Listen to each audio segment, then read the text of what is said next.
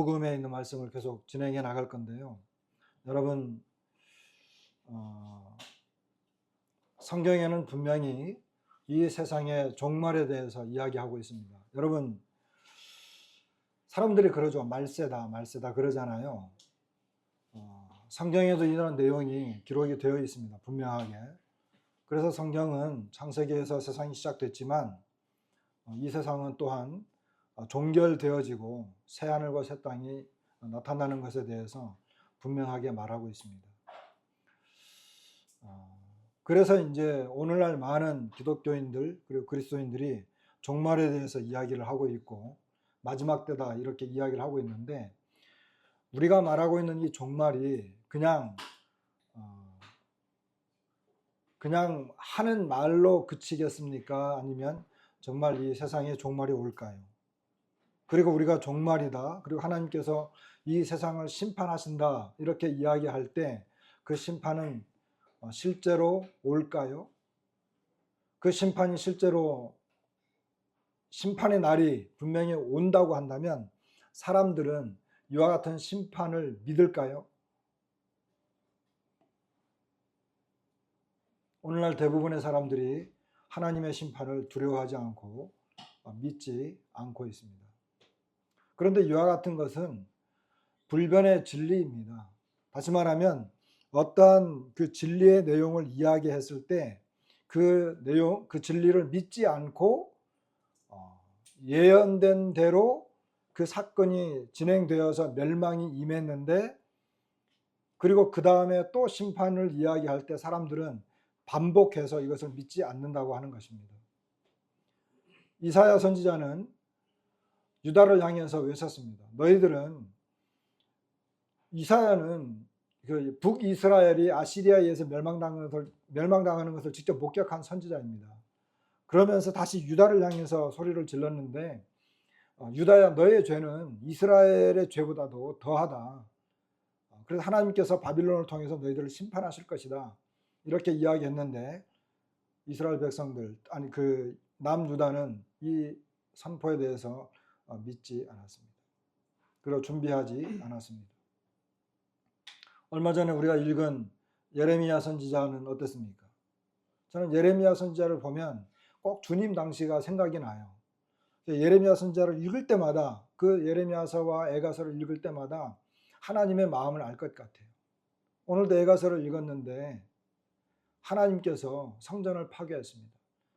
새번역에 보면은 그 성소, 그것을 원두막이 부서지는 것처럼 부셔버렸다고 했습니다. 그리고 표현되기를 하나님의 성소, 당신의 제단, 하나님의 것이었습니다. 그래서 하나님이 명령하셨고 명령대로 지어졌고 거기에서 희생제물이 드려졌습니다. 그럼에도 불구하고 하나님은 그것을 전혀 아까워하지 않았습니다. 그것을 파괴할 때 하나님은 이스라엘 백성들의 그 마음을 원했던 것입니다. 남편이, 신부의 마음이 남편에게 있지 않은데, 또는 신부가 남편이 자신을 향한 마음이, 사랑하는 마음이 없는데 좋은 집이 있으면 무슨 필요가 있고, 좋은 차가 있으면 무슨 필요가 있고, 좋은 물건이 있고 좋은 음식이 있으면 무슨 필요가 있습니까? 우리가 원하는 것은 마음입니다. 하나님도 우리의 마음을 원하십니다. 하나님과 우리의 관계는 서로 사랑의 마음, 이게 정말 중요한데 이것은 없고 그냥 뭐예요? 형식만 남은 거예요. 그리고 미워하고 대적하는 마음만 있으니까 하나님께서 전혀 아까워하지 않았습니다. 예레미야 선지자는 비운의 선지자입니다. 예레미야 선지자는 이 유다의 멸망을 선포한 선지자입니다. 예루살렘의 멸망을 선포한 선지자입니다. 이제 바빌론이 침공해 올 것인데 바빌론이 당신들을 침공할 거니까 항복하고, 그리고 바벨론으로 끌려가면 거기에서 집 짓고 농사하고 거기서 열심히 사시오. 이 땅에 남아있으면 멸망당합니다. 이런 이야기를 해야 되니까 얼마나 비운의 선지자입니까? 매국노죠. 그러나 그것은 참 슬플 수밖에 없는 외침이었는데, 예레미야 선지자가 그랬을 때 이스라엘 사람들은 그 백성을 믿지 않았습니다. 전혀 믿지 않았어요. 여호야김 왕은 어떻습니까? 바룩을 통해서 그 예레미야가 멸망당할 것을 쫙 기록을 했는데 그것을 화롯불에 앉아가지고 다 하나씩 불태우면서 가위로 자르고 또 불태워서 자르고 불태워서 자르고 옆에 고관들이 제발 그렇게 하지 말라고 사정을 하는데도 다 잘랐어요. 근데 그 말대로 멸망당했습니다. 믿지 않았어요. 왕과 고관들을 아무도 믿지 않았어요. 에스겔 선지자는 어떻습니까? 여러분 에스겔서 12장을 열어보세요. 여러분들이 바이블 타임을 계속 하고 있다면 하나님의 마음이 어떤지 우리가 좀 볼 수 있어요. 에스겔서 12장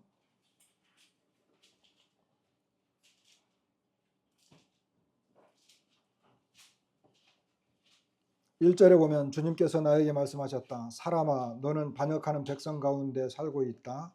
그들은 볼 눈이 있어도 보려고 하지 않고 들을 귀가 있어도 들으려고 하지 않는다.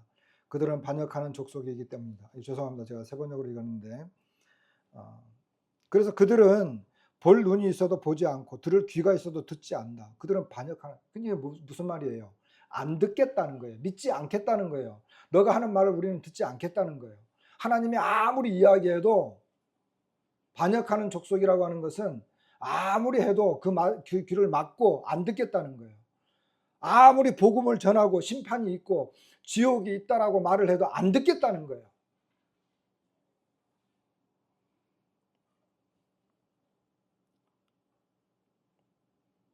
다 읽을 수 없기 때문에 25절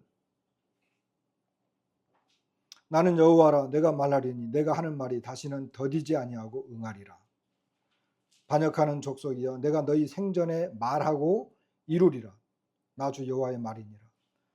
여호와의 말씀이 또 내게 임하여 이르시되 인자야 이스라엘 족속의 말이 그가 보는 묵시는 여러 날 후의 일이라. 그가 멀리 있는 때에 대하여 예언하였다 하느니라. 이 말은 무슨 말이에요? 세 번역으로 보면 이스라엘 족속이 하는 말을 들어보아라. 내가 보는 환상은 먼 훗날에나 이루어질 것이고 내가 예언하는 말은 아득히 먼 훗날을 두고 한 거다.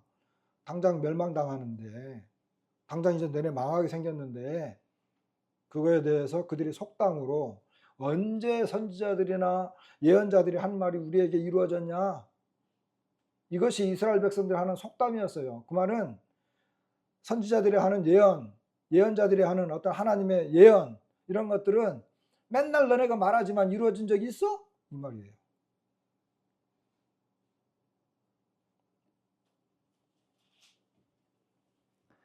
(28절에) 그러므로 너는 그들에게 이르기를 주 여호와의 말씀에 나의 말이 하나도 다시 더디지 아니할지니 더 지체하지 않는다는 거죠. 내가 한 말이 이루어지리라. 주 여호와의 말이냐. 주님이 하신 말씀 그대로 이제 바빌로니아에 의해서 예루살렘 성전은 완전히 파괴됐습니다. 여기서 제가 말씀드리고 싶은 것은 성경이 말하는 것은 뭐냐면 사람들이 이와 같은 하나님의 말씀을 들을 때 듣지 않으려고 하고 가볍게 듣고 무시하고 버린다는 거예요. 베드로후서 3장을 보세요. 베드로후서 3장. 우리가 잘 아는 말씀이지만 한번 보겠습니다. 베드로후서 3장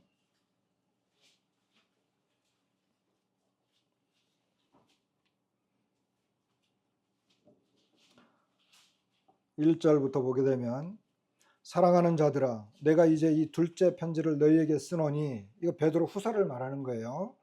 이 두 편지는 하나는 베드로 전서 하나는 베드로 후서입니다.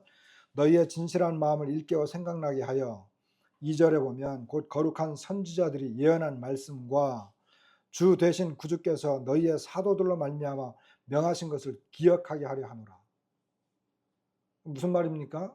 이제 베드로는 이제 죽을 때가 다 됐어요. 그러니까 두 번째 편지를 이제 그 교회에다 보낸 거예요. 그러면서 옛날에 거룩한 선지자들이 예언한 말씀 그리고 사도들 예수 그리스도의 사도들이 명하신 것 그것 좀 기억하게 하려고 썼다 이 말이에요. 그게 무슨 말이냐? 3절에 보니까 먼저 이것을 알지니 먼저 너희들이 알아야 될 게 이거다. 말세에 조롱하는 자들이 와서 자기의 정욕을 따라 행하여 조롱하며 이르되 주께서 강림하신다는 약속이 어디 있느냐. 조상들이 잔 후로부터 만물이 처음 창조될 때와 같이 그냥 있다. 다시 말하면 주님의 강림이라고 하는 것은 말뿐이지 그런 일은 생기지 않는다. 이런 이야기를 한다는 거예요.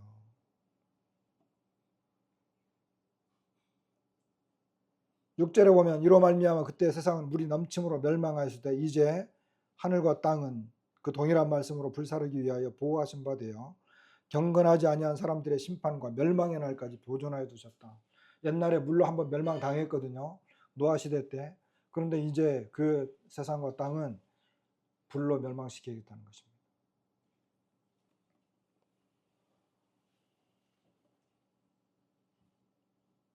9절에 보시면 주의 약속은 어떤 이들이 더디다고 생각하는 것 같이 더딘 것이 아니라 오직 주께서는 너희를 대하여 오래 참으사 아무도 멸망하지 아니하고 다 회개하기에 이르기를 원하시느니라. 이 하나님 마음이잖아요. 우리 중에 단 한 사람도 회개해서 멸망당하지 않기를 원하시는 것이 하나님의 마음입니다. 그런데 믿지 않는 거예요. 그래서 우리가 종말에 대해서 이야기할 때, 심판에 대해서 이야기할 때는 잘 듣고 이 때가 임박해 있기 때문에 하나님께서 어떻게 말씀하시는지를 듣고 주 예수 그리스도를 빨리 믿어야 된다고 하는 것입니다. 오늘 본문을 좀 보겠습니다.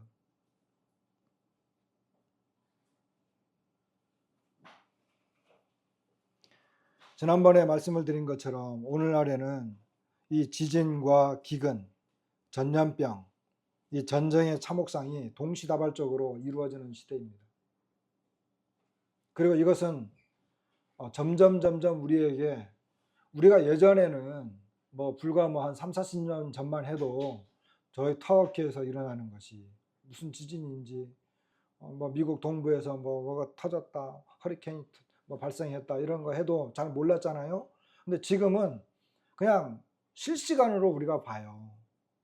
그러니까 우리는 이 종말의 시대에 살면서 현재 성경에 기록되어진 이와 같은 참담한 내용들을 그냥 실시간으로 앉아가지고 계속해서 보는 그와 같은 그 시대인 것입니다.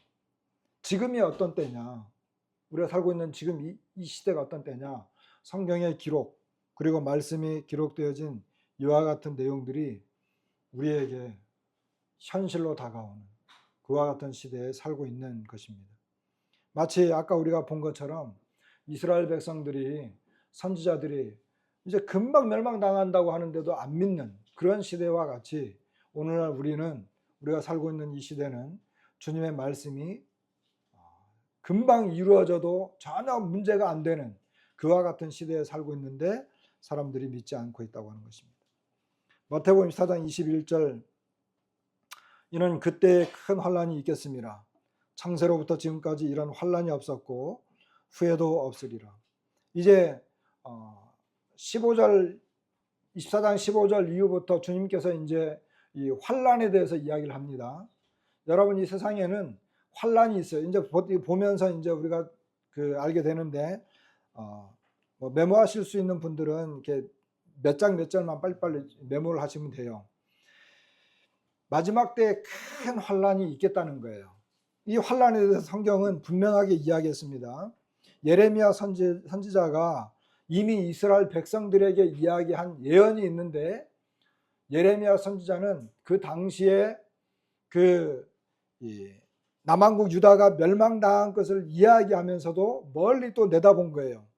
슬프다 그날이여, 그와 같이 엄청난 날이 없으리라. 그날은 야곱의 환란의 때가 되미로다. 엄청난 환란의 때가 온다라고 이야기했고, 다니엘서에도 보면 개국 이래로 그때까지 없던 환란이 있다는 것입니다. 그리고 요한계시록에는, 요한계시록 7장에 보면은 그 흰옷 입은 사람들이 수도 없이 몰려 나오는데 이 사람들이 어디서 왔습니까 할 때 이는 큰 환란에서 나오는 자들이다. 여러분, 요한계시록 6장부터 18장, 19장까지는 환란의 기간입니다. 기억을 해두세요. 요한계시록은 미래의 일을 기록한, 미래적인 예언이 기록된 내용인데 요한계시록 6장부터 18장까지 19장에 주님이 오시기 때문에 뭐 19장까지라고도 할 수 있어요. 그 기간은 환난기예요. 환난기. 그런데 이 요한계시록 7장에 보게 되면 큰 환난에서 나오는 자들이 있다는 건데, 다시 말하면 큰 환난이 앞으로 우리에게 펼쳐질 것이다 라고 하는 것입니다. 그런데 이 마태복음 4장을 보게 되면은 이 큰 환난의 정점이 되는 때가 있어요. 정점. 우리가 지난 시간에는 환난의 일반적인 상황, 그리고 이제 주님의 재림의 징조의 어떤 일반적인 현상들을 우리가 보았는데, 그 재림의 징조의 어떤 그 정점이라고 할 수 있는, 그리고 이 환난의 정점이라고 할 수 있는 것이 바로 이 적그리스도의 출현이라고 하는 것입니다. 적그리스도는 이제 멸망에 가증한 것과 대비되어서 같이 계속 나오게 되는데, 이 요한계시록에 보면 바다에서 이 짐승이 나오는 것을 이렇게 상징적으로 보여줬어요. 그리고 이 적그리스도는 이 그리스도를 위장한, 그리고 이 마치 양의 탈을 쓴 늑대와 같이 거짓 그리스도, 거짓 선지자, 이런 사람들이 출현한다라고 하는 것입니다. 그래서 마태복음 24장 15절에 보면 여기 그러므로라고 시작을 하거든요. 이것은 뭐냐면 그 앞에 이런 환난에 대한 징조들이, 그리고 주님이 임하심의 어떤 징조들이 보편적으로 일반적으로 나타나고 있는데, 그와 같은 것들이 나타날 때 이제 비로소 이 적그리스도의 출현이 나타나게 되는데, 이 적그리스도의 출현으로 말미암아 이 환난은 정점에 오게 됩니다. 많은 이 미래 예언학자들은 7년 대환란의 전반부는 적그리스도가 나타나서 이스라엘과 이런 평화협정에 대해서 이야기한다고 합니다.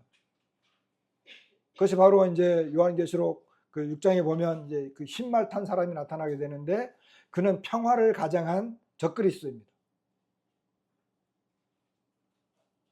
그래서 주님은 그러므로 너희가 선지자, 이제 그러므로라고 이렇게 연결을 시켜놓고 그 다음부터 이야기하는 내용들은 뭐냐 하면, 멸망에 가증한 것이 거룩한 곳에 선 것을 보거든, 이렇게 이야기하면서 이제 이 가장 큰 대환란이라고 하거든요. 7년 대환란 중에서도 이 진짜 대환란, 그 속으로 들어가는 것을 이야기하는 것을 말합니다.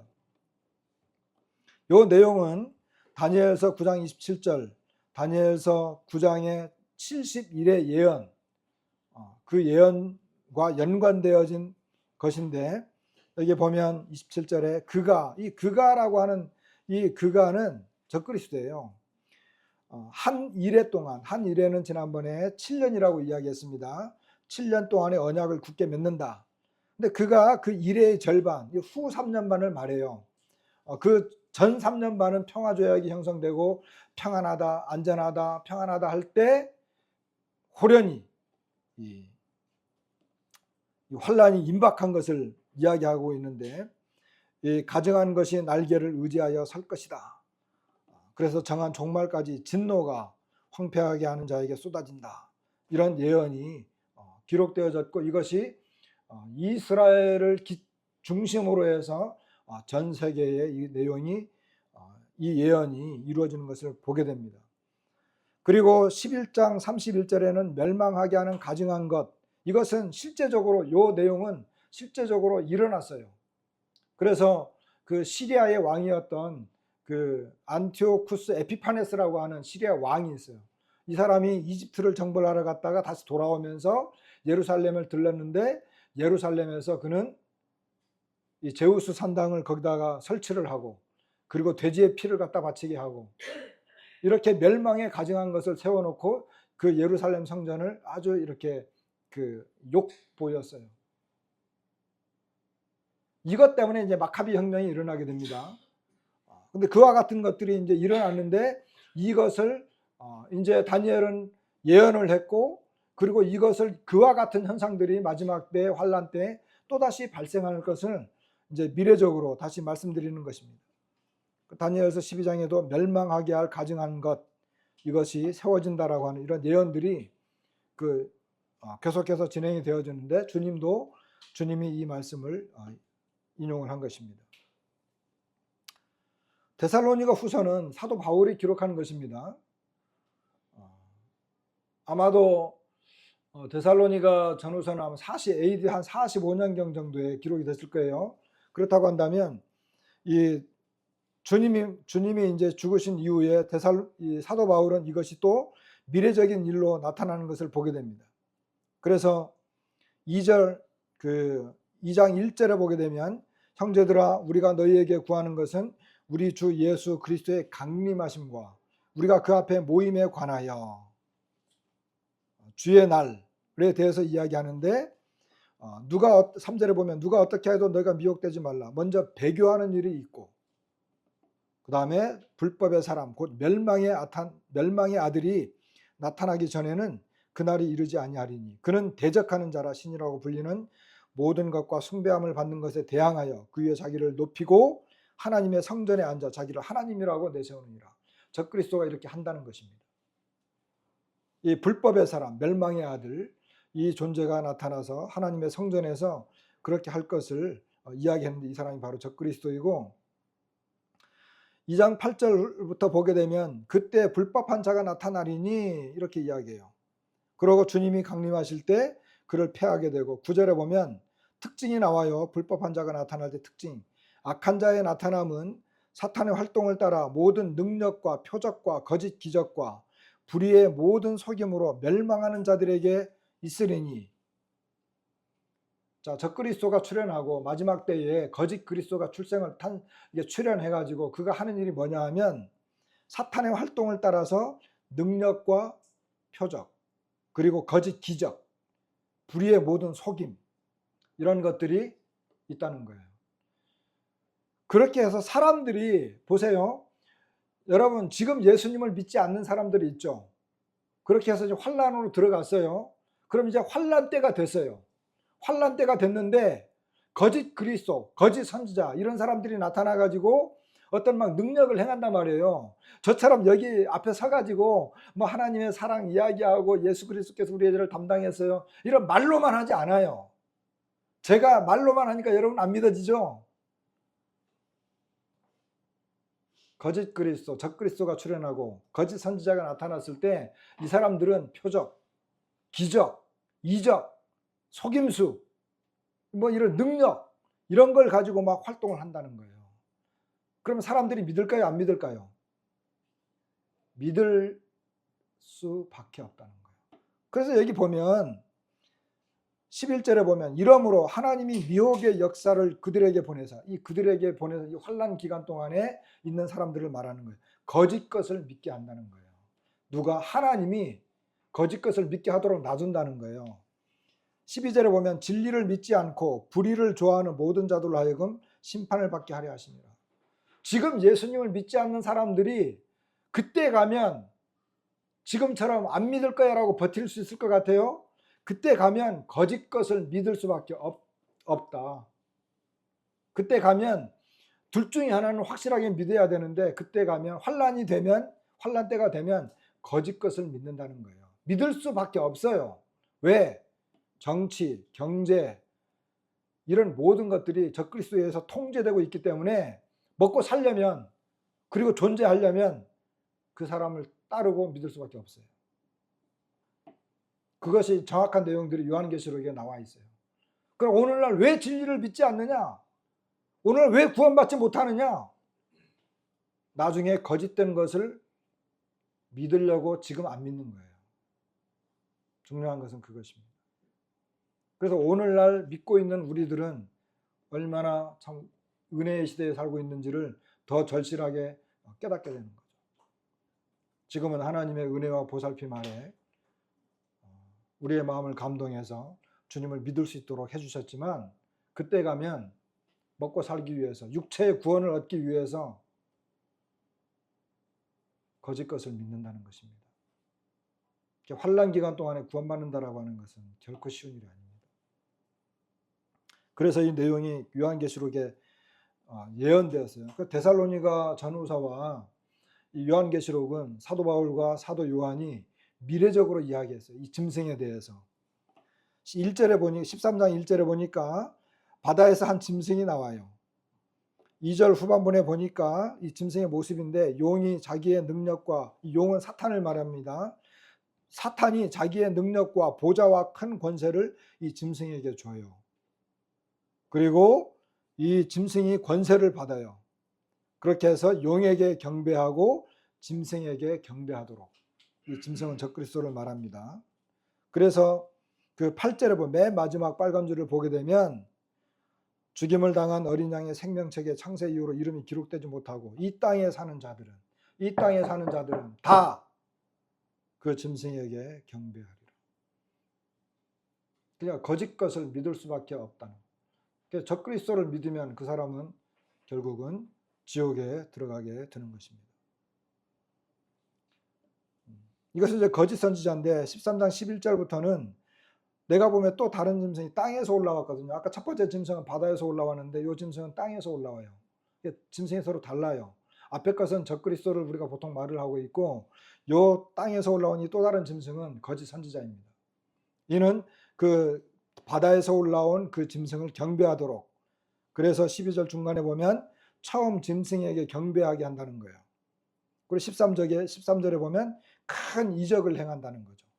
사람들 앞에서 불이 하늘로부터 땅에 내려오게 하고, 이것은 선지자가 하는 일이거든요.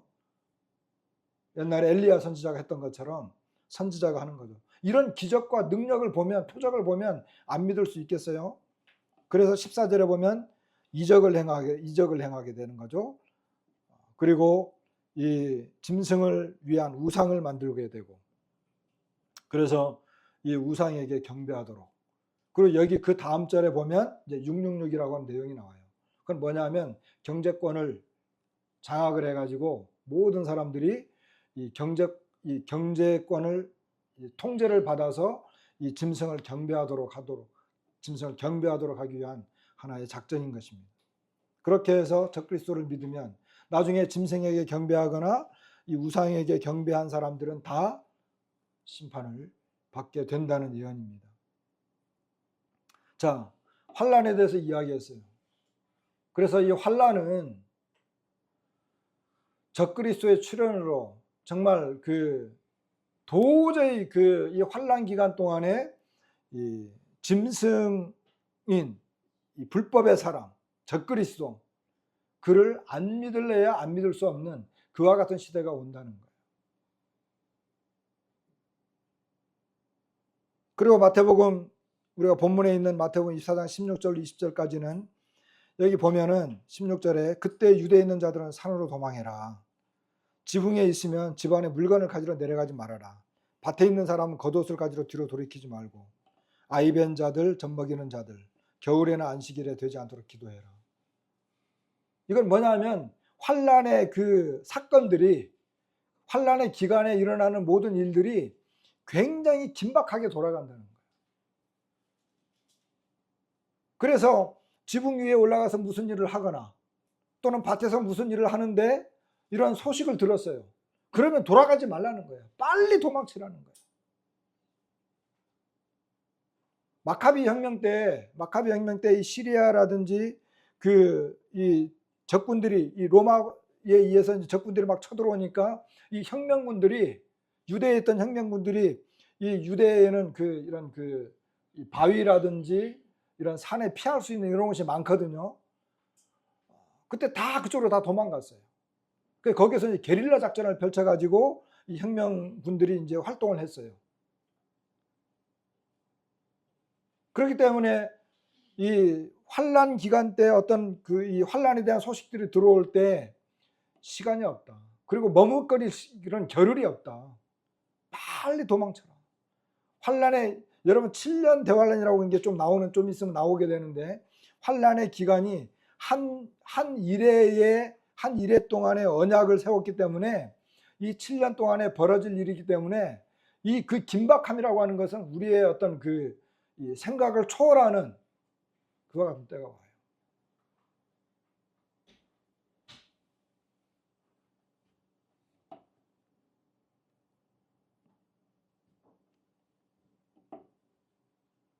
누가복음에 이런 말씀이 있습니다. 이 같은 병행 구절인데, 이 환란은 먼저 유대적이에요. 왜냐하면은 그 주님이 살던 그 시대에 말씀하신 그런 내용들이기 때문에 20절에 보면 누가복음 21장인데요. 예루살렘이 군대들에게 에워싸이는 것을 보거든 그 멸망이 가까운 줄을 알라. 그때 유대에 있는 자들은 산으로 도망하고 막 이랬잖아요. 그리고 23절에 보면 비슷한 내용이 나오다가 이 백성에게 진노가 있겠다. 24절에는 예루살렘은 이방인의 때가 차기까지 이방인들에게 밟히리라. 그러니까 예루살렘이 이방인들에게 짓밟히는 그 내용이 나온다는 거예요. 그리고 예루살렘이 군대들에게 에워싸요. 이 내용은 실제적으로도 이루어졌지만, 그러나 이 내용은 실제적으로 이루어진, 다시 말하면 유대와 로마 간의 전쟁이 일어나요. 그래서 그 주후 67년, 68년 동안에 이 로마와 유대 간에 이제 전쟁이 일어나 가지고 로마군들이 예루살렘을 이제 점령을 하게 됩니다. 그리고 예루살렘과 유대 지역에 이렇게 완전하게 포위를 해요. 쥐새끼 한 마리 빠져나가지 못하도록. 그리고 서서히 그들을 말려 죽입니다. 그리고 예루살렘을 이제 침공해 들어갈 때는 그 로마 군인들이 보이는 대로 죽였어요. 요세푸스의 그 유대 전쟁사라고 하는 걸 여러분들이 나중에 기회가 되면 읽어보세요. 뭐 이렇게 유튜브 같은 데도 보면 이게 나와요. 정말 이 시체더미가 산을 이루고 거기에서 나오는 이 핏물이 강을 이루었다 그랬어요. 보이는 대로 죽였습니다. 그리고 완전히 포위를 당해서 한 사람도 빠져나가지 못했어요. 그리고 타이터스 장군은 예루살렘을 점령해 가지고 그 성전에 들어가서 로마의 군기를 딱 세웠어요. 그것을 보고 뭐 이렇게 학자들은 멸망에 가증한 것이 거기에 섰다. 그러나 주님은 그것만을 두고 말하는 내용이 아닙니다. 왜냐하면 이 환란은 전 세계적인 것이기 때문에 그런 것입니다. 그러나 먼저 예루살렘과 연관되어 있어요. 그 예루살렘이 멸망당하는 그것이 이제 마지막 때까지 쭉 보여지는 것입니다.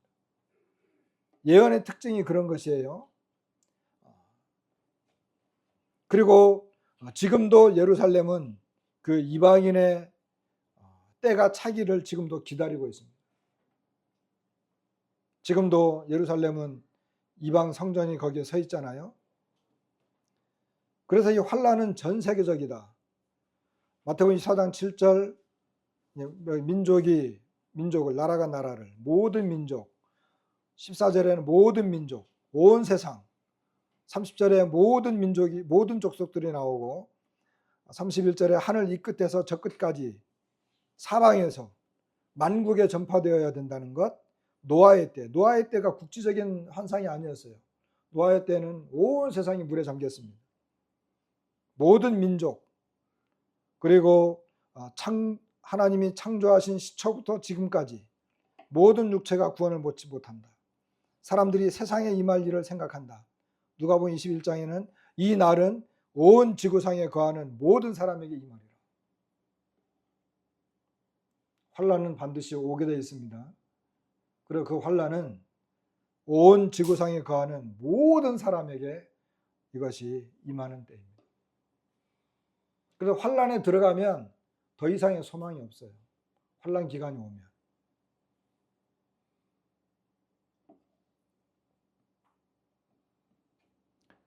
그러나 이 환란은 정해진 기간이 있습니다. 마태복음 24장 22절에 보면 그 날들을 감하지 아니하면 모든 육체가 구원을 얻지 못할 것이나 그러나 택하신 자들을 위하여 그 날들을 감하시리라 그래요.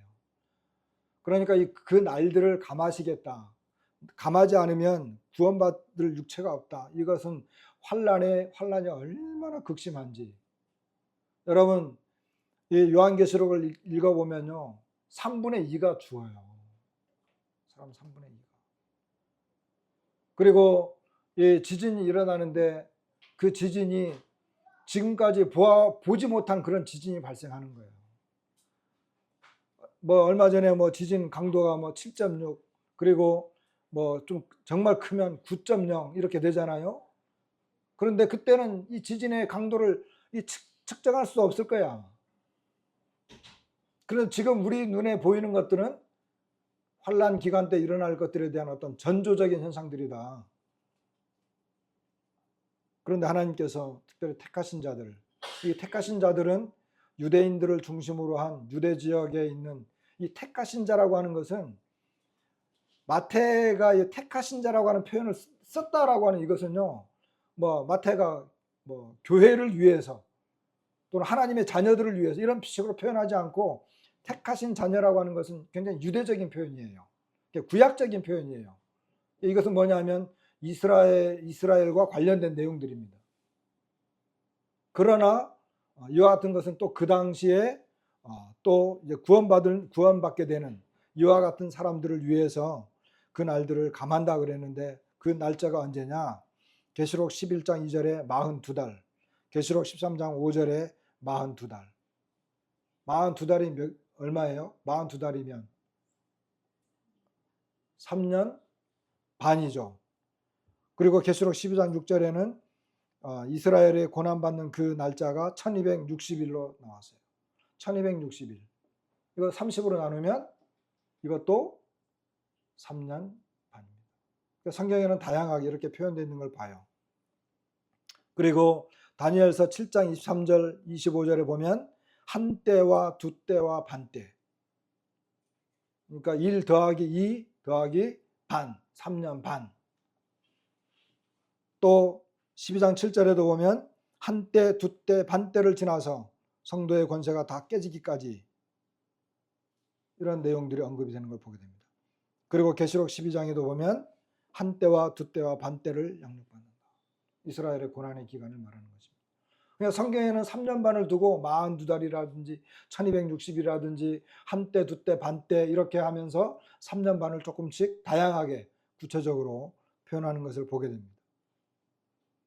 그래서 이 3년 반은 7년 환란 기간 동안의 후 3년 반을 말해요. 그래서 대환란이라고 하는 것은 보통 후 3년 반을 이야기합니다. 적그리스도가 평화적인 죄악을 파괴하고 이제 본격적으로 자신의 정체를 드러내서 성소에 앉아서 자신을 하나님의 아들이라 그러고 이 통치하는 거죠. 그때 이 환란은 극심한 환란이 오게 되는데 어쩌면 예전에 저는 이제 그런 내용들을 많이 접했어요. 어쩌면 적그리스도가 지금 우리와 함께 살아가고 있다.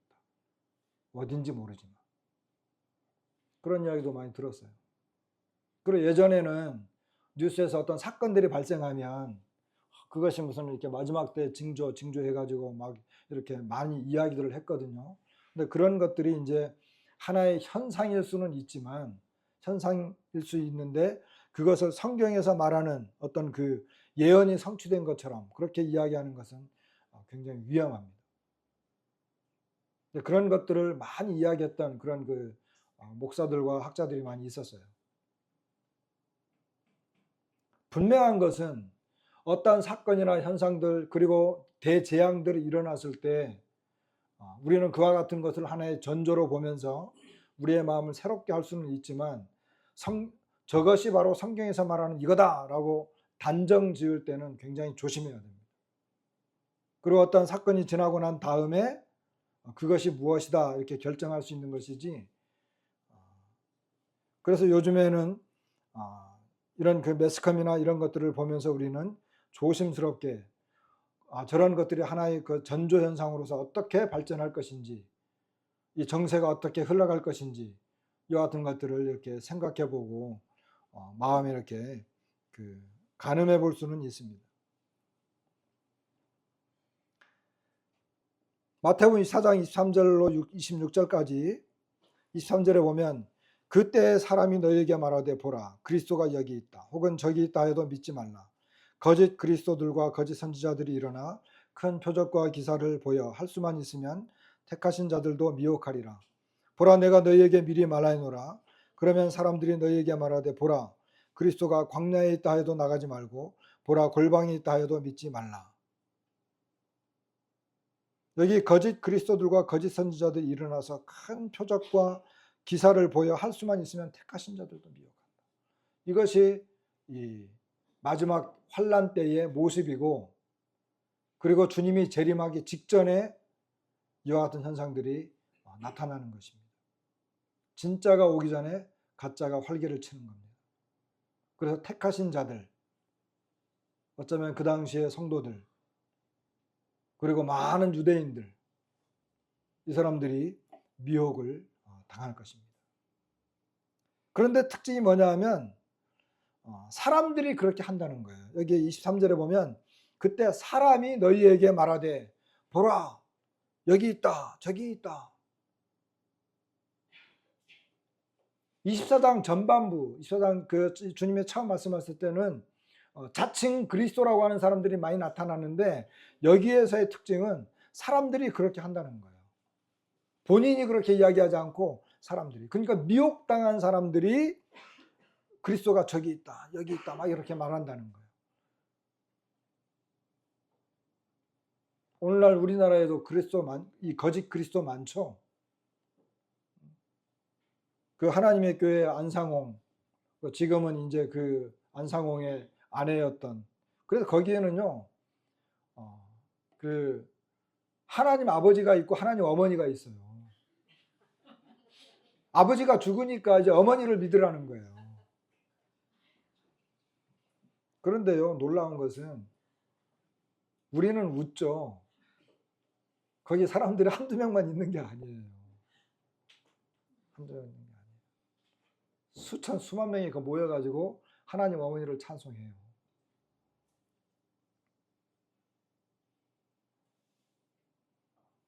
그리고 신천지는 어때요?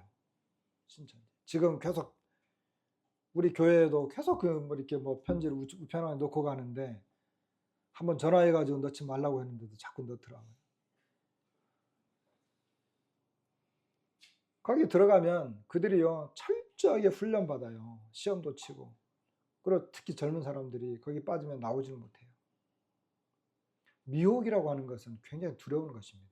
우리가 볼 때는 너무나 기가 막히고 이게 엉뚱하지도 않기 때문에 어떻게 사람이 저걸 믿을 수 있지 그러는데, 우리가 그런 사람들을 만나잖아요. 우리 성도님들이 이제 그런 사람, 예를 들어 신천지 교인을 한 사람 만나가지고 성경 그 사람이 막 뭐라고 할 거 아니에요. 그죠? 우리가 들으니까 어때요? 기가 막혀.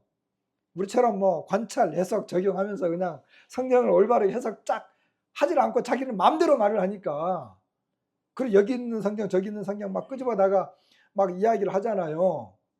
그러니까 우리는 탁 앉아가지고 너무너무 답답해서, 선생님 그 말씀은 그 뜻이 아니고 이런 뜻입니다 하고 차곡차곡 설명해 주면 그 사람들이 듣고 그래요? 하고 우리의 생각을 따라줄 것 같죠. 우리는 그냥 이 성경을 올바르게 해석을 해가지고 정확하게 이야기해 주면 그 사람들이 내가 교리적으로 잘못 알았구나, 내가 성경을 잘못 이해했구나, 내 해석이 틀렸구나, 선생님 말씀 들어보니까 이게 성경을 그렇게 봐야 되는 거군요, 그러면서 따라올 것 같죠? 절대로 안 따라와요. 그러면 그 사람들이 따라오지 않는 것은 성경을 잘못 알고 있다고 하는 그 교리적인 문제가 이것이 아니라는 거예요. 그 무슨 문제냐? 여기 있는 것처럼 미혹의 문제입니다. 이단에 빠진 사람들의 특징은 그들에게 교리를 잘 설명해 주면 그들이 내가 잘못 생각했네요 하고 따라오는 게 아니고 안 따라오게 되는데, 안 따라오는 이유가 뭐냐면 그들은 미혹의 영으로 잡혀있기 때문에 그런 것입니다. 그러니까 올바른 말을 해도, 성경을 정확하게 제시를 해도 이 미혹의 영에 빠져 있으면, 역사하면 거기에 잡혀있는 사람은 안 따라온다는 거예요. 그리고 이것은 교리의 문제가 아닙니다. 영적인 문제의 차원입니다.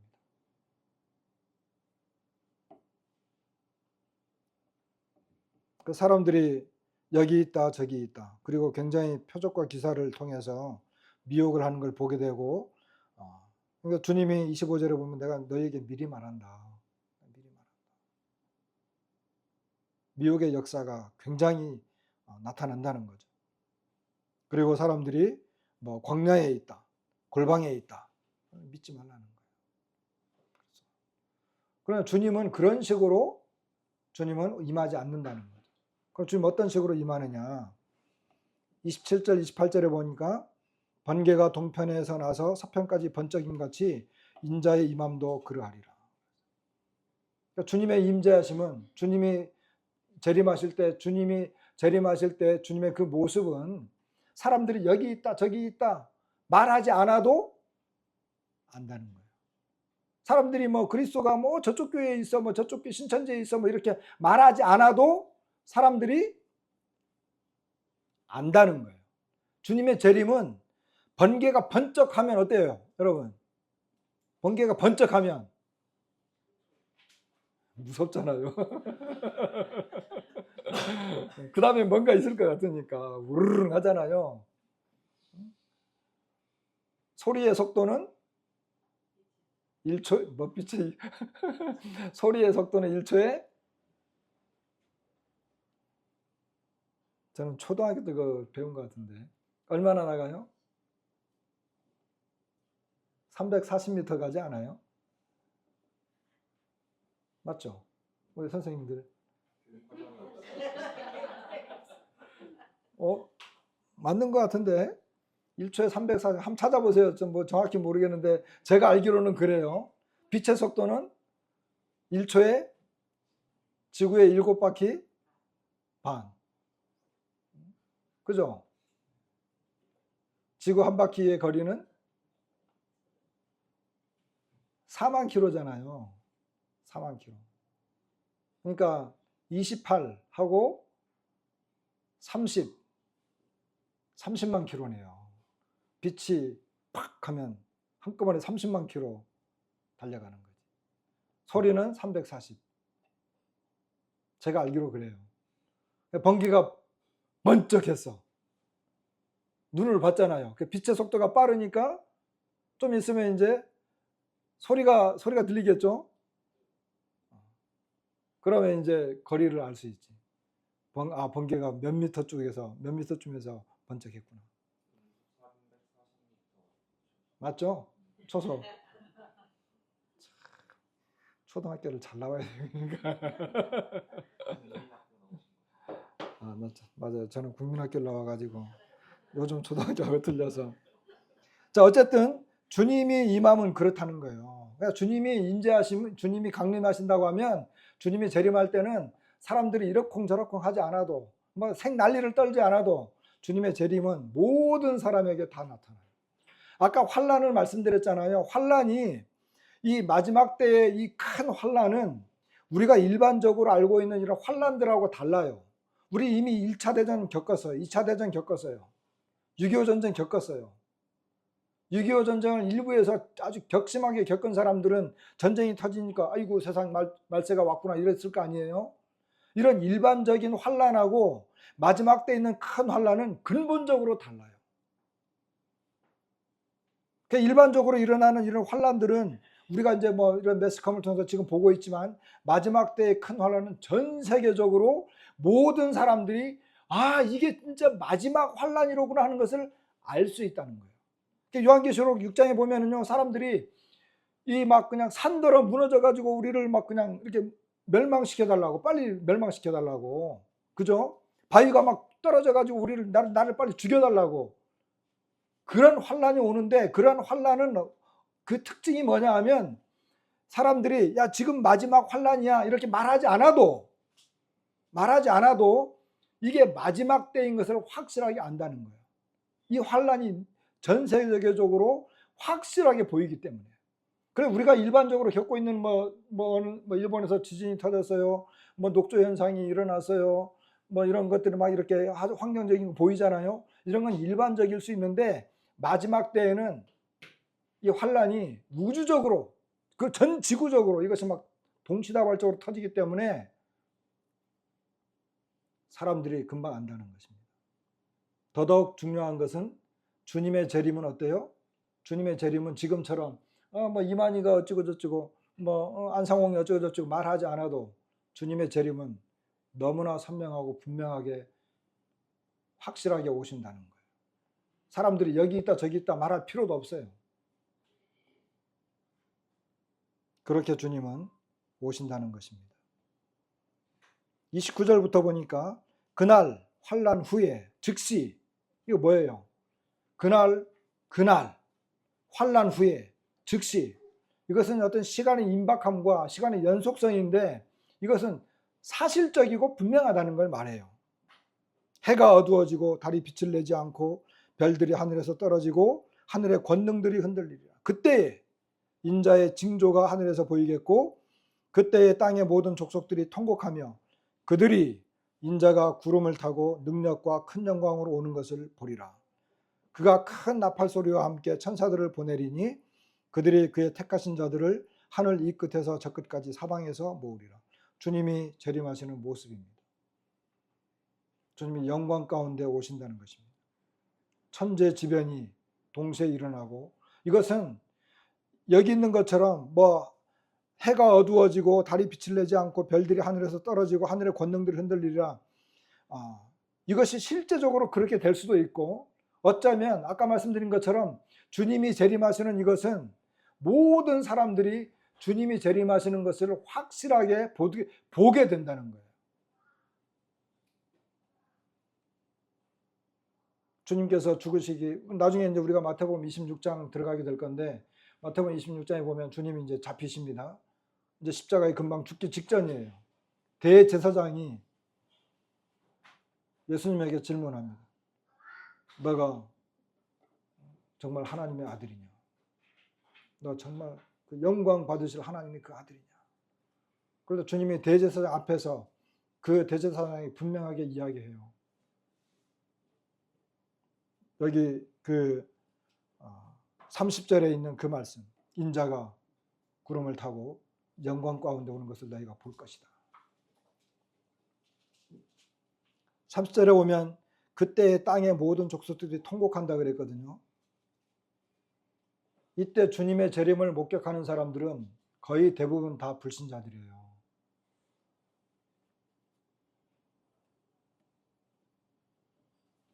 그들이 왜 주님을 믿지 못했는지, 또 여기서 택하신 그 구원받은 사람들이라고 주장하는 사람들도 있는데 제가 볼 때는 불신자들인 것 같습니다. 그러나 구원받은 사람들이라 할지라도, 그 당시에 구원받은 사람들이라 할지라도 그들은 주님을 보면서 정말 슬퍼할 것입니다. 그래서 주님은 구름을 타고 능력과 큰 영광으로 오는 것을 보리라, 이렇게 말씀하시는 것을 보게 됩니다. 자, 그렇다고 한다면 이제 짧은 시간에 이 내용을 보겠습니다. 우리가 보통 휴거 하잖아요. 그죠? 이 환난, 어마어마한 전무후무한, 창세 이후로 이보다 더한 환난이 없는 이 엄청난 환난에 지금 저와 여러분 믿고 있는 사람들은 이 환난을 통과할 것이냐, 통과하지 않을 것이냐. 그럼 우리는 이 환난 동안에 그럼 우리는 어떻게 해야 되느냐?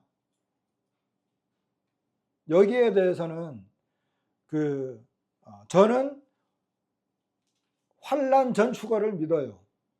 처음부터 그렇게 이제 배워왔고, 또 지금도 그런 내용들을, 성경 구절들을 알고 있고, 또 그렇게 이제 믿고 있습니다. 그런데 거기에 만만치 않게 많은 사람들은 성도들이 환난을 통과할 거다. 성도들이 환난을 통과할 거다. 이렇게 주장하는 사람들도 많아요.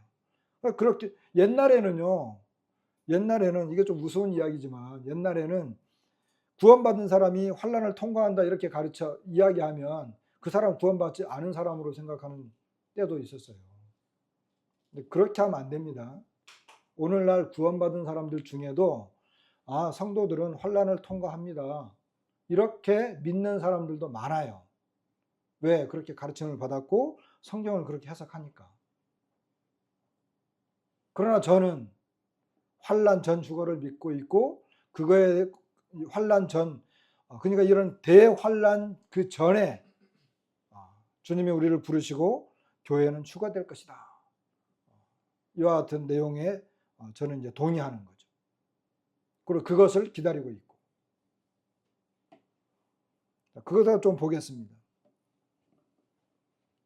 환난 전 주거. 데살로니가 전서 4장은 유명한 말씀이죠. 16절에 보니까 주께서 호령과 천사장의 소리와 하나님의 나팔 소리로 친히 하늘로부터 강림하시리니 그리스도 안에서 죽은 자들이 먼저 일어나고, 17절 그 후에 우리 살아남은 자들도 그들과 함께 구름 속으로 끌어올려 공중에서 주를 영접하게 하시리니 그리하여 우리가 항상 주와 함께 있으리라. 그러므로 이러한 말로 서로 위로하라. 데살로니가 성도들은 환난을 겪었어요. 우리가 얼마 전에 사도행전을 공부했는데 사도행전 공부하면서 참 아쉬운 게 있어요. 사도행전은요, 사도행전 그 내용, 바울이 여기 갔고 저기 갔고 저기 갔고, 여기서 무슨 일이 있었네, 그거 이야기하려고 사도행전만 보면 아무런 유익이 없어요. 사도행전을 공부하면 모든 서신서를 다 꿰게 돼 있어요.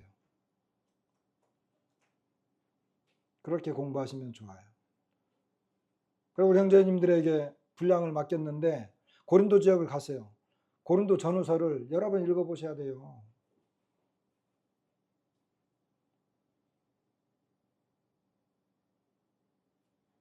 에베소를 갔어. 그럼 에베소서를 읽어봐야죠. 요한계시록도 읽어봐야 되죠.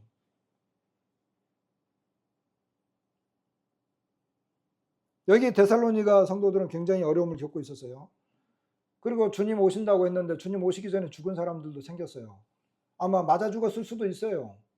그럼 저 사람 예수님 믿다가 맞아 죽었는데 이 사람들은 어떻게 됩니까? 디모데가 오니까 막 물어본 거예요. 디모데가 다시 바울에게 가가지고 데살로니가 성도들이 이런 문제를 이런 이 숙제가 있었디다, 궁금해합디다. 그러니까 또 사도 바울이 막 적어가지고 이제 그것을 다시 데살로니가로 보낸 게 데살로니가 전서 후서예요.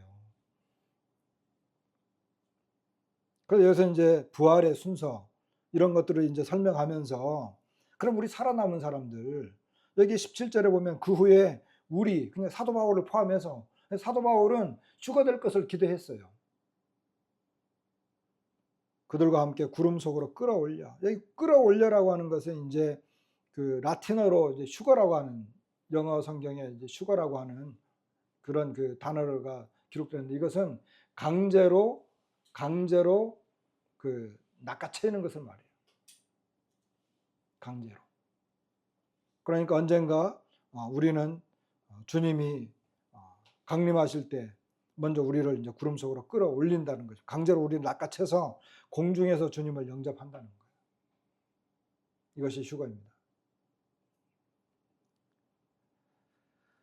그래서 이제 주님의 재림, 그러니까 주님의 지상 재림을 말하는 거예요. 주님의 재림과 관련된 이런 내용을 언급하실 때에는 우리가 마태복음 25장, 마가복음 13장, 누가복음 21장 이런 것들, 그리고 이제 요한계시록 이런 것들을 쭉 보게 되면 주님이 재림과 관련된 말씀에는 항상 큰 환란이 먼저 언급이 돼요.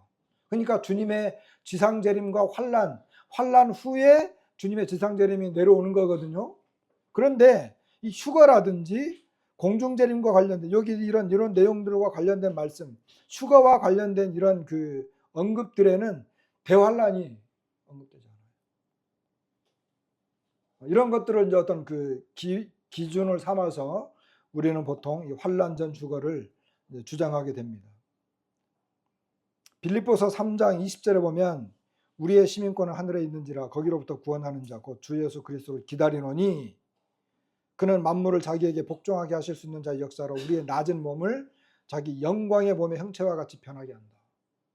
우리가 주님을 기다리고 있는데 주님이 그 오실 때 우리의 낮은 몸을 영광의 몸의 형체와 같이 변하게 하신다. 비슷한 말씀이 고린도전서 15장에 있는데 마지막 나팔에 순식간에 호련이 다 변화한다. 이와 같은 내용들은 언젠가 우리가 주님 앞에 주님이 우리를 이렇게 딱 부르실 때 우리의 몸이 영광의 몸의 형체와 같이 변한다는 거예요. 어떻게? 순식간에.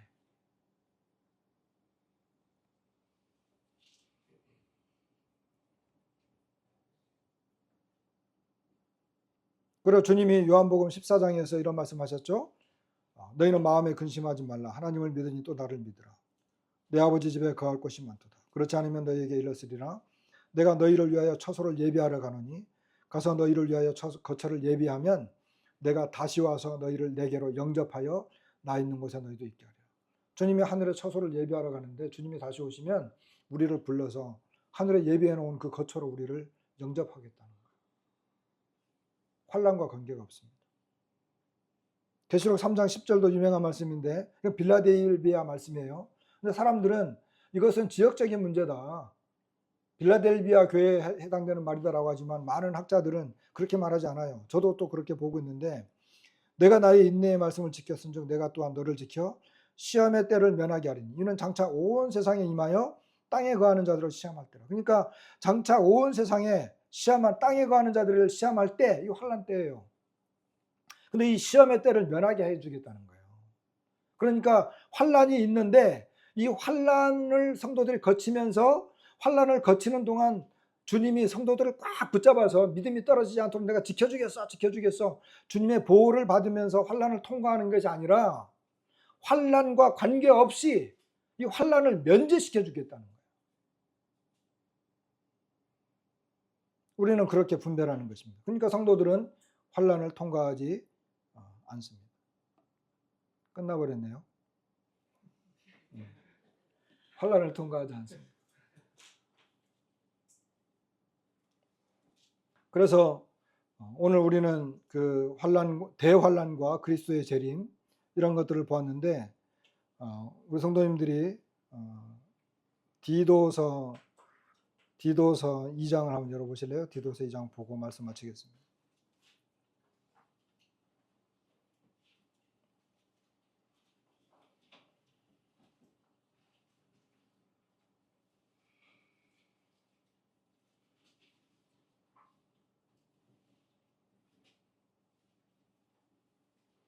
디도서 2장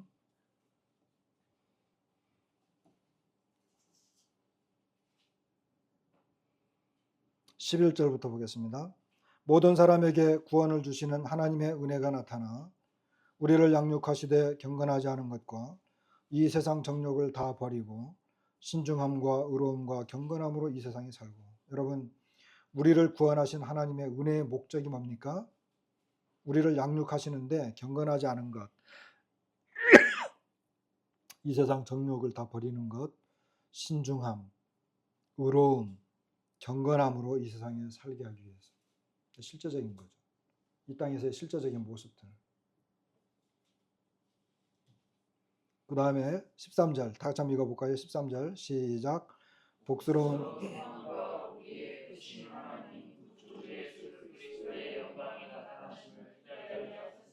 네, 여기 복스러운 소망. 우리의 크신 하나님 구주 예수 그리스도의 영광이 나타나심을 기다리겠다.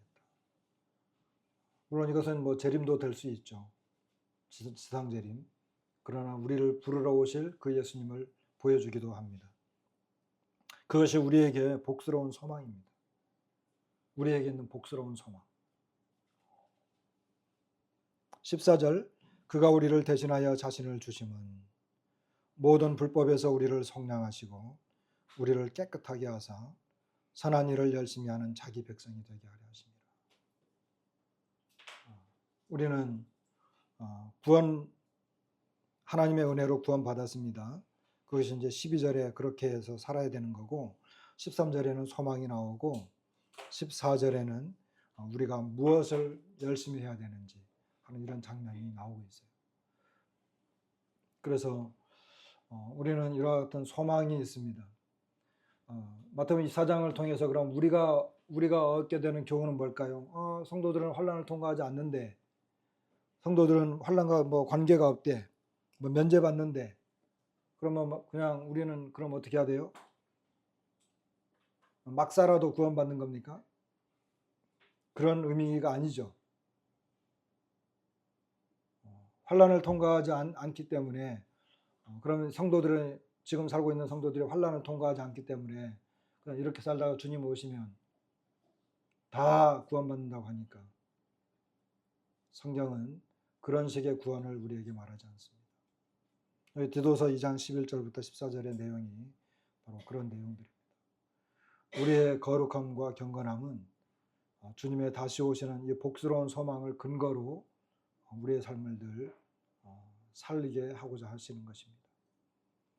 저나 우리 형제 자매들이나 이와 같은 내용들을 기억하면서 이 마지막 때를 살아가고 있는 우리가 어떠한 자세로 살아야 되는지, 그리고 이제 다음번부터는 이제 다음번 내용하고 그 다음에 25장에 나와 있는 내용은 우리에게 이제 직접적으로 어떻게 우리가 깨어 있어서 준비해야 될 것, 이런 내용들을 우리에게 말씀하십니다.